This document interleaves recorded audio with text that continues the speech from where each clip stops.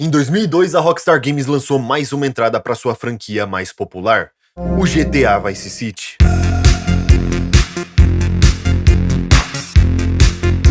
O jogo inicialmente era para ser um pacote de expansão pro GTA 3, mas o projeto estava ficando tão complexo que eles decidiram transformar em um jogo standalone, e o mais impressionante de tudo é que o projeto foi concluído em apenas 9 meses. Nos dias atuais, isso significaria que o jogo ia vir mais zoado do que pegar prima, mas pra Rockstar Games isso é inadmissível, então o resultado disso tudo foi um jogo icônico, marcante, cheio de personalidade e que vendeu mais de 17 milhões de cópias pelo mundo inteiro. Um sucesso absoluto e um dos títulos favoritos dentre os fãs da franquia.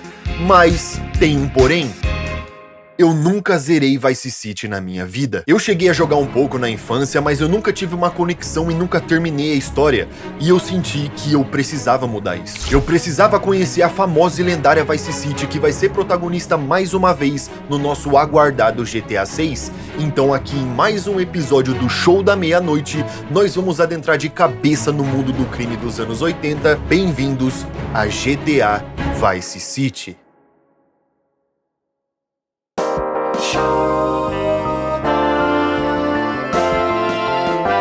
Estrelando Niel Hell.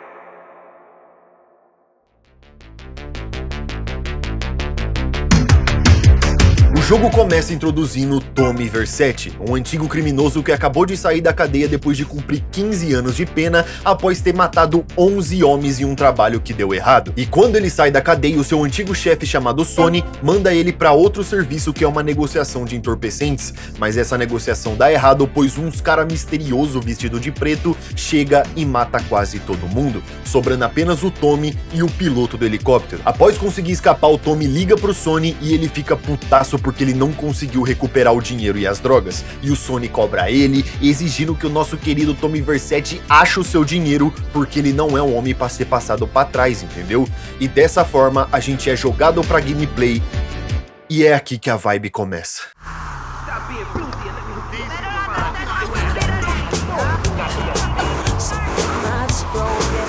A primeira coisa que você escuta ao entrar em um carro é simplesmente Billie Jean do Michael Jackson. É, meu parceiro, aqui a gente já sabe que a vibe vai ser de alto nível.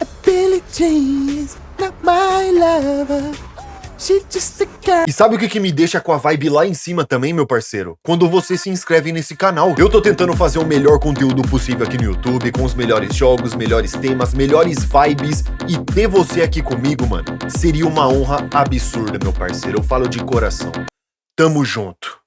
Bom, a história do jogo se resume basicamente em: depois que aquela negociação dá errado, você e o advogado Ken Rosenberg tentam encontrar as drogas e o dinheiro. E para isso, vocês precisam encontrar os contatos da cidade para tentar descobrir o que aconteceu e quem foi o responsável. E aqui nessa missão do barco, a gente conhece vários dos figurões de Vice City. O Juan Garcia Cortez, que é aquele cara que sabe de tudo e tem várias conexões. A sua filha Mercedes, que é uma gatinha, tipo, olha esses pixels, que por trás dos panos gosta de uma safadeza. A Candy Sucks, que é uma atriz de filmes adultos. O Jazz Torrent, que é o vocalista da banda Love Fist, bem característico dos rockstar dos anos 80, rock and roll. Entre muitos outros personagens. E o nosso objetivo principal é fazer trabalho pra esses caras para que no futuro a gente descubra o paradeiro das paradas. Essa é uma dinâmica que se estendeu até o GTA 4, de você ficar fazendo serviço pra vários personagens diferentes pra conseguir progredir na história, e é exatamente isso que a gente faz. Você vai progredindo na história, fazendo favores e serviços para vários desses personagens, até que chega um ponto onde o Tommy Vercetti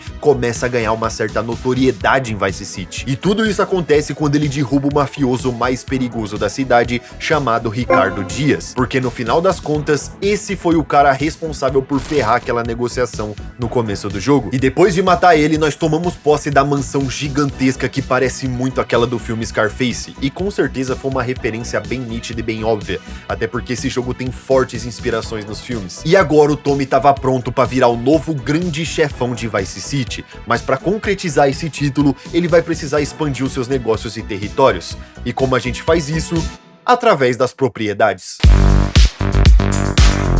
A Após terminar as missões e serviços do jogo, você é generosamente recompensado pelo seu trabalho. E diferente dos GTAs anteriores, onde o dinheiro só servia para comprar armas e coletes, aqui em Vice City você tem diversas propriedades que você pode adquirir. E essas propriedades podem render ainda mais dinheiro, que eventualmente vão te transformar no homem mais rico dessa cidade. A partir do momento que você toma a mansão do Ricardo Dias para si, essa propriedade já começa a render uma grana diária. Cada propriedade gera uma quantia específica de dinheiro por dia, onde você pode sair coletando e enchendo seu bolso. Você pode comprar uma companhia de táxi, onde obviamente é uma fachada para coisas ilícitas acontecer por trás dos panos, e nessa empresa de táxi você pode também pegar um carro e sair fazendo serviços e transportando clientes pela cidade. Você pode comprar uma empresa de sorvetes, onde na verdade esses sorvetes estão meio alterados com os produtos aí. E claro, o principal e o mais caro de todos, o Night Club Malibu. Aqui no Malibu a gente tem uma das missões mais icônicas e épicas desse jogo, onde você vai fazer um assalto a banco. Você tem que recrutar membros para a equipe como um atirador, um motorista, um hacker, e essas missões são muito divertidas e diferentes, que basicamente é um protótipo do que no futuro seriam os golpes do GTA V. Você tem as missões preliminares para depois desbloquear o golpe em si, mas o que me deixou mais impressionado com essas propriedades é que cada uma tem uma linha de missão que precisa ser cumprida para aquele negócio começar a render. E algum desses negócios são essenciais para conseguir progredir na história. Eu achava que as propriedades era algo opcional no jogo, eu não sabia que elas tinham um papel tão vital na história do game, e na verdade isso para mim é extremamente positivo, porque faz com que sua jornada ao topo do crime de Vice City seja algo legítimo e imersivo, porque essas missões servem para te estabelecer como o novo dono do pedaço. Algumas missões você tem que destruir lojas para convencer os donos a pagar proteção, alguns negócios você tem que tirar o rival da jogada, como a do táxi, por exemplo, e isso, além de ser extremamente divertido, adiciona uma profundidade a mais na história e faz com que sua jornada até o topo seja mais recompensadora. Porém, o mais importante de tudo, faz com que a cidade seja um personagem importante nessa jornada. É, meus amigos, a gente precisa falar de Vice City. É impressionante como o GTA Vice City é capaz de te fazer sentir nostalgia por uma época que você nem viveu. A sensação de pegar um carro na rua e escutar aquelas músicas pop dos anos 80 cheias de sintetizadores que tocam nas rádios, enquanto você olha aquele céu rosado com o sol batendo na sua cara e aquelas luzes neon da cidade brilhando e iluminando as ruas, é uma vibe que poucos jogos foram capazes de me fazer sentir e que conseguiu fazer todas as viagens de carro uma coisa satisfatória.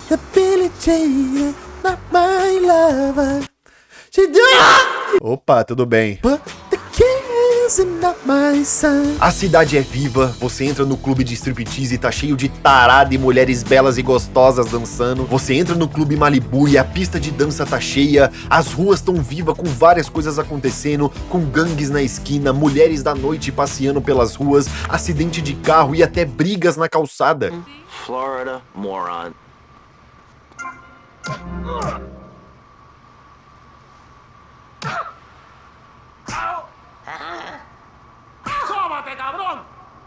E tudo isso é extremamente importante para você ficar imersivo nessa cidade. Você sente que você realmente tá nos anos 80 e você tá vivendo aquela época.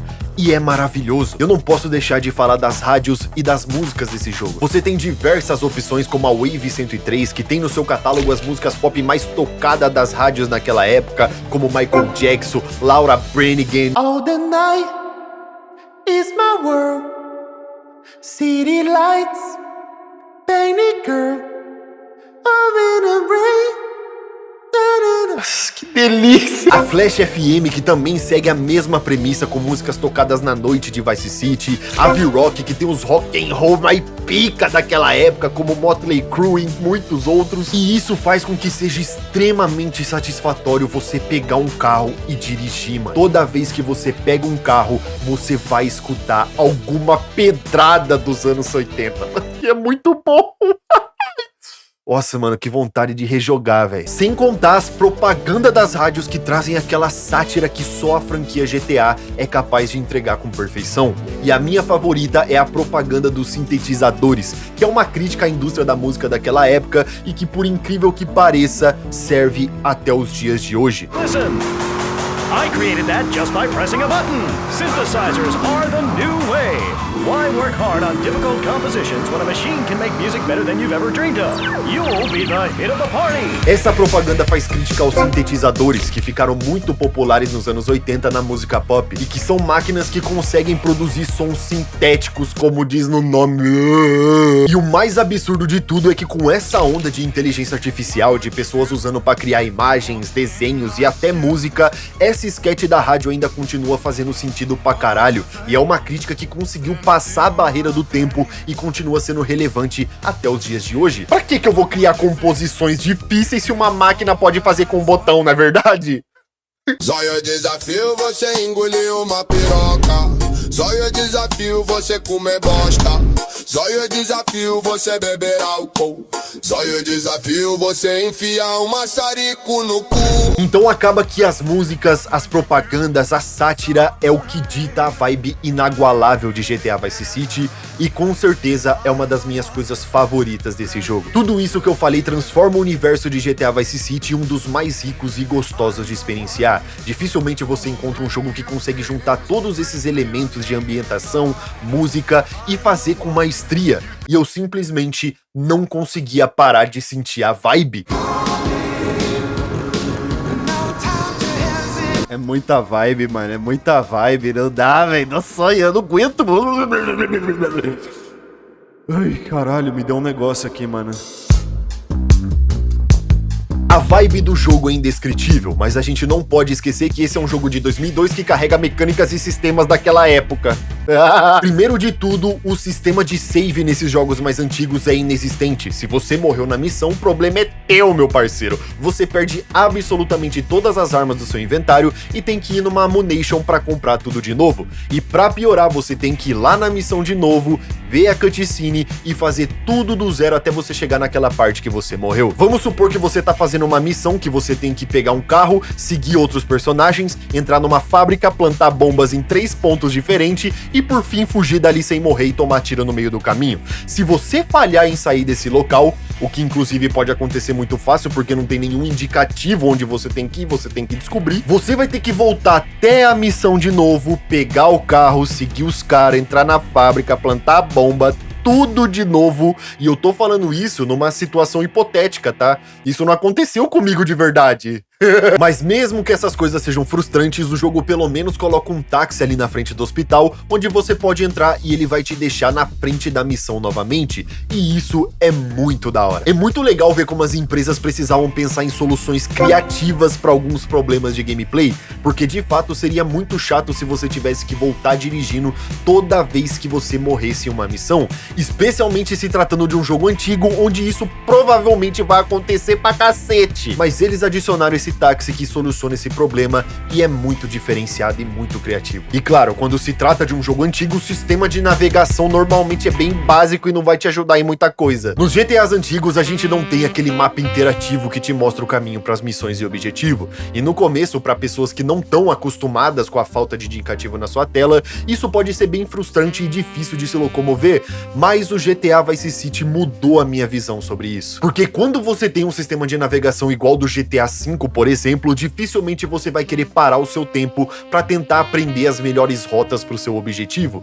mas quando isso é tirado do jogador, você é obrigado a conhecer o mapa para conseguir se locomover, e isso é algo extremamente positivo para a exploração de qualquer jogo, porque às vezes você tem que chegar em um objetivo específico e você fez aquele caminho tantas vezes que sua mente decorou qual rua é melhor virar, qual rua vai dar no caminho errado, e isso cria uma familiaridade com o mapa. Você começa a viver em Night City como se fosse a sua cidade natal, e isso é algo que jogos atuais acabam perdendo por causa da facilidade. E essa exploração se torna ainda mais interessante pelo fato do mapa de Vice City ser minúsculo. Olha o tamanho disso aqui, meu Deus! E de forma alguma isso é algo negativo. Eu prefiro 1000 vezes um mapa mais compacto e recheado de conteúdo do que um mapa gigantesco e vazio. ou pior, recheado de conteúdo bosta. Mas esse problema é solucionado aqui em Vice City, porque você tem um mapa pequeno, compacto, que é fácil se locomover e, consequentemente, você pode encher de conteúdos maneiros. E isso é o que não falta em GTA Vice City. Mas, mano, uma coisa que eu sempre me impressiono nesses jogos antigos, quando eu invento de jogar esses jogos do PlayStation 2, é a dificuldade. Normalmente esses jogos são difíceis pra cacete, não tem muito indicativo do que fazer, os inimigos são difíceis, mas eu não achei Vice City tão difícil assim. Teve poucos momentos em que eu me estressei por causa da dificuldade. Ai, não, não! Ui, meu Deus! Menor! Puta que pariu, mano. Os caras jogou errado. Mas eu disse poucos. Eu não disse que não aconteceu. Mano, teve algumas missões que, ó... Mano, ó! A mais maldita de todas é a missão da doca de barcos, que é uma propriedade que você pode comprar. Quando você faz essa aquisição, você pode pegar um barco que tá atracado ali na frente e fazer umas entregas de entorpecente no tempo limite. Só que, meus irmãos, esse barco é muito ruim de controlar, meu Deus! Ah, mano, é foda errar, viado! Ó, se pular com esse barco aqui é ruim.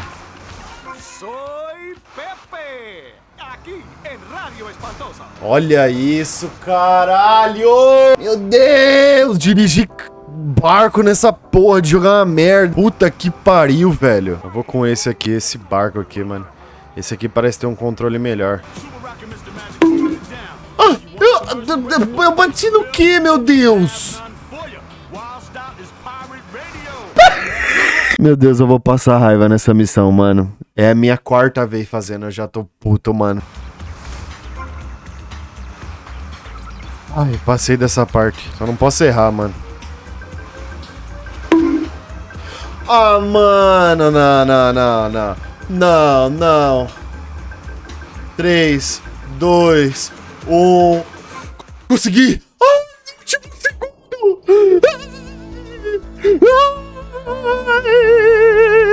Ah, 2.000 por dia, vai cagar, mano. Não valeu a pena, não. Sem sombra de dúvidas, esse foi o momento que eu mais me irritei nesse jogo. Só talvez perde pra missão final, mas a gente já chega lá. Bom, como eu falei, pra progredir na história você precisa comprar algumas propriedades e fazer as missões. E fazendo tudo o que é necessário, a sua força dentro do crime de Vice City vai crescendo cada vez mais, até que você começa a ser visto como o chefão de tudo. Mas tem um porém, ainda tem uma pedra no sapato chamada Sonny. Aquele cara do começo do jogo que tá te cobrando pelas drogas e dinheiro que ele perdeu naquela suposta negociação que deu errado. E eu digo suposta porque aqui no final a gente não só descobre que foi ele que armou tudo aquilo pra ferrar o Tommy, mas como ele também armou a cilada que fez o Tony ser preso por mais de 15 anos. Ou seja, esse cara é um grande arrombado, vagabundo, safado, desgraçado, corno morfético, descabelado.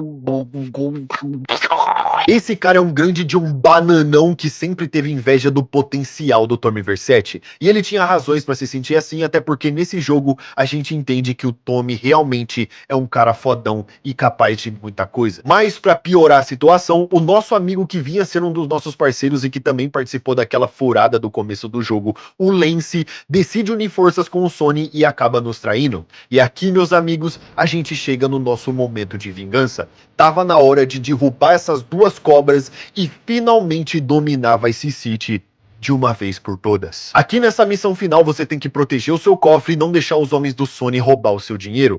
E meu irmão, vem muito cara, mano, vem muito maluco, e aqui nessa missão eu passei um pouco de raiva porque o bagulho começou a ficar difícil.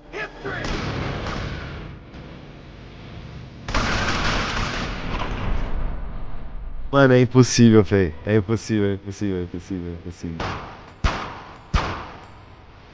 Vai se fuder! Foi no colete pra caralho, mano. Puta que pariu, atira igual uma lesma, mano.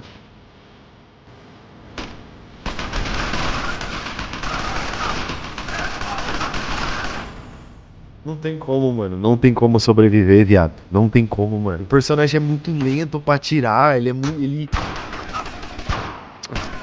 É isso, mano. Você vai atirar! Quero ver o que eu faço agora, mano. Morri. Ah, mano, o bicho pulou. Meu Deus, eu tô vivo. Eu preciso de vida. Morrer. Mas depois de muitas tentativas eu finalmente consegui passar depois de usar o meu cérebro e parar de ser burro. Eu não precisava ficar trocando bala com todo mundo, eu só precisava correr atrás do lance e aproveitar que os bonecos inimigos não se mexem durante a ação, me esconder e matar todos aos poucos. Quando eu finalmente percebi que era só fazer isso, eu consegui matar o Lance e também finalizar o Sony. Tommy Vercetti, nesse momento, se torna o chefão do crime de Vice City.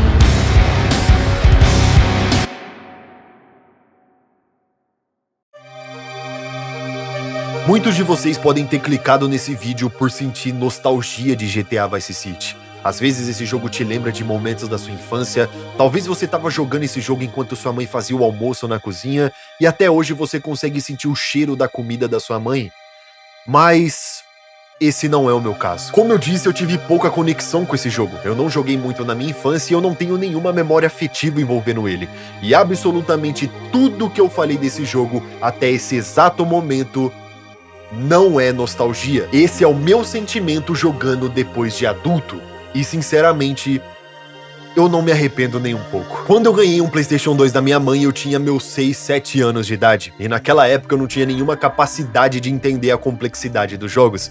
Especialmente onde, mesmo adulto, eu me vi perdido em alguns momentos sem saber o que fazer. E eu também não sabia falar inglês quando eu era criança. Então mesmo que eu tivesse jogado muito na minha infância, eu não teria entendido o quão genial esse jogo é.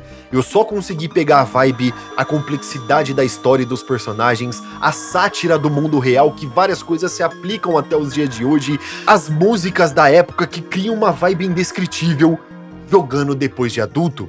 E eu não poderia ter jogado em um momento melhor. Alguns jogos da época do PlayStation 2 não envelhecem muito bem. Às vezes eles fizeram seu papel naquela época, mas hoje em dia só resta nostalgia porque o jogo não é mais divertido.